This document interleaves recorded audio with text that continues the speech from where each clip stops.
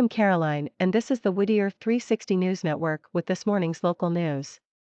The City Council moved the city's redistricting process for WAD last night by giving final approval to an agreement with National Demographics Corporations in the amount of $55,000. Under the agreement, the NDC will start a community outreach program to raise awareness of and community participation in the process. The NDC was founded in 1979 and has worked with communities all over California, Nevada, and Arizona on redistricting issues. Experts said it was a pioneer in the area of redistricting. At the previous meeting, the staff presented the council with two options based on the data available from the 2020 census. Option 1 was to keep the current maps and districts until 2031, and Option 2 was to make a new map with slightly different districts from the current ones. Whittier Council members chose the second option and requested the community be asked to submit maps and proposals. The current map has been criticized for dividing low-income neighborhoods, and the census the current redistricting will be based on has been described as error-prone because of the number of people who were either undercounted or miscounted. Some analysts and experts have said redistricting maps cannot be done correctly with the faulty data the Census Bureau has provided. Whittier 360 political scientist Rebecca Canales said the fact the Census Bureau openly said they were going to give false data to communities in the name of protecting the extreme privacy rights of only one or two people renders the census data absolutely useless for redistricting at the state and local levels. She said the city should consider doing its own census to get more accurate data on which to base a new map. But she said she was not opposed to redistricting as long as it was done correctly with correct data so as to avoid disenfranchising voters. 3 of the evening's public comment speakers expressed opposition to redistricting. George Prather said now was not the time to be redoing districts. He was the first person at the meeting to bring up the issue of census data errors. He pointed out that 2/3 RDS of the population deviation from the 2020 census have been in District 1 because of the new housing at the Groves. He also pointed out that District 1 is 80% Hispanic, but the Census Bureau undercounted Hispanics by at least 5%. Prather said that due to the inability to get accurate data, the city should just abandon redistricting. He incorrectly said the city keeps changing its district boundaries every 2 years. Isaiah Savage, whose family was one of the first to live in the Whittier area, said he was also against redistricting. He mentioned a 1948 law passed by Congress that made it illegal to change district boundaries when 10 years has not yet passed. He said the city should not be changing its district map every 2 to 3 years. Rebecca Canales, in response to the statements about maps being changed every 2 years, said that Whittier did not have districts until 2016. The first district map, created in 2015, is the same map we are using today. She said we have been using it for the last 7 years and that changing the map now will put us in line with the rest of America in 2030 when it comes to redistricting. Public comment speaker who called in, Susan Cameron, told the council she thought they were spending an excessive amount of money on redistricting and that she thought it would be more prudent to keep the current maps. Because it was consent calendar item, council members did not discuss the issue and passed it by voice vote.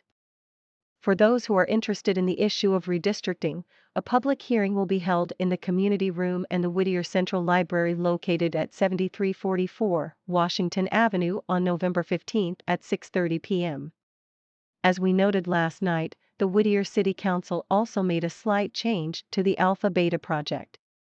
The issue was originally a consent calendar item, which means it was scheduled to be passed without further discussion.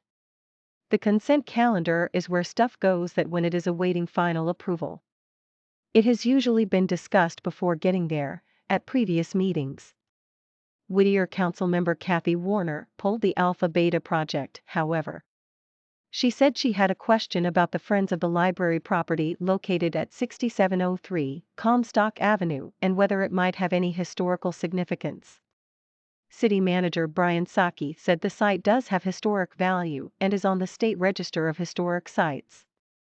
He said the property was the original location for the train/bus depot in Whittier's very early years. In response, Councilmember Warner requested the property be excluded from the Alpha Beta and North Uptown development projects because of its historical value.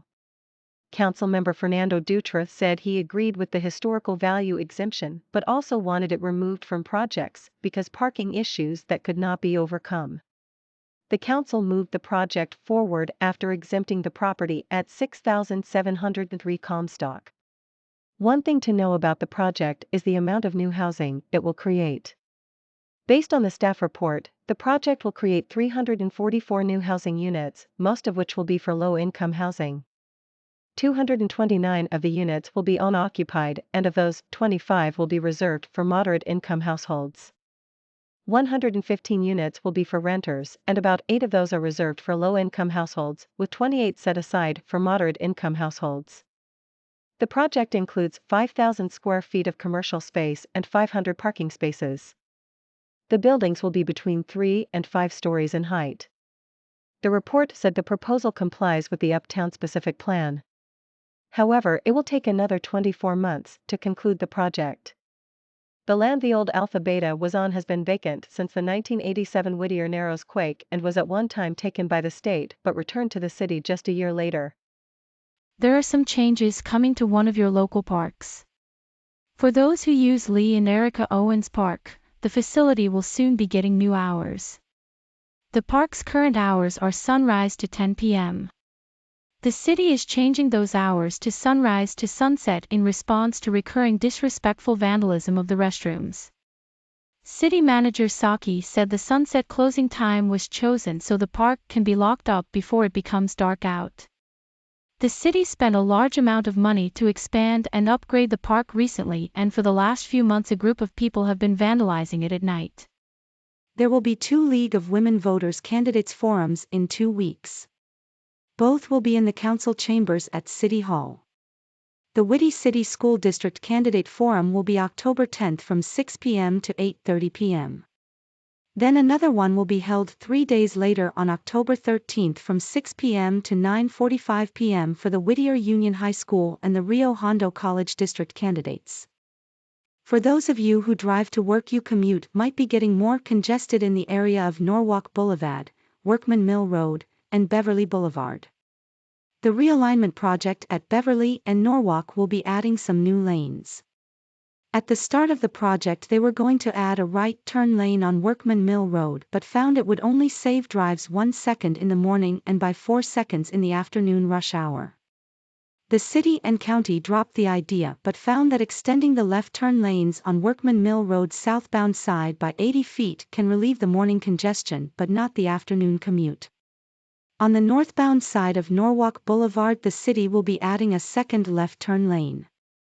The new left turn lanes on Norwalk Blvd and the extended left turn lanes on Workman Mill Rd will save drivers 11.7 seconds in the morning and 14.6 seconds in the afternoon. Councilmember Fernando Dutra pulled the project out of the consent calendar at last night's council meeting. He noted that PROPA funds are being used to pay for a bus turnout on Bevely Blvd. The work at the intersection is a collaboration of the City of Whittier with the Los Angeles Metro. LA Metro is putting in $2 million of the $12 million being spent on the intersection, he said. LA Metro is funding the Bevely Blvd improvements. Councilmember Dutra asked city staff if parking had been included in the project or if the funding was only for street improvements. Director of Public Works Kyle Carson said that it was only for the street improvements and that adding new parking to the bus turnout would require reducing what is already one of the smallest parks in Whittier. Speaking of Whittier, you have been watching the Whittier 360 News Network. We invite you to join us as we call the 2022 midterm elections. This is all the time we have. If you enjoyed this news video, please hit the like and subscribe buttons on YouTube and Facebook. That will help us bring you more accurate and non-partisan news. Until next time.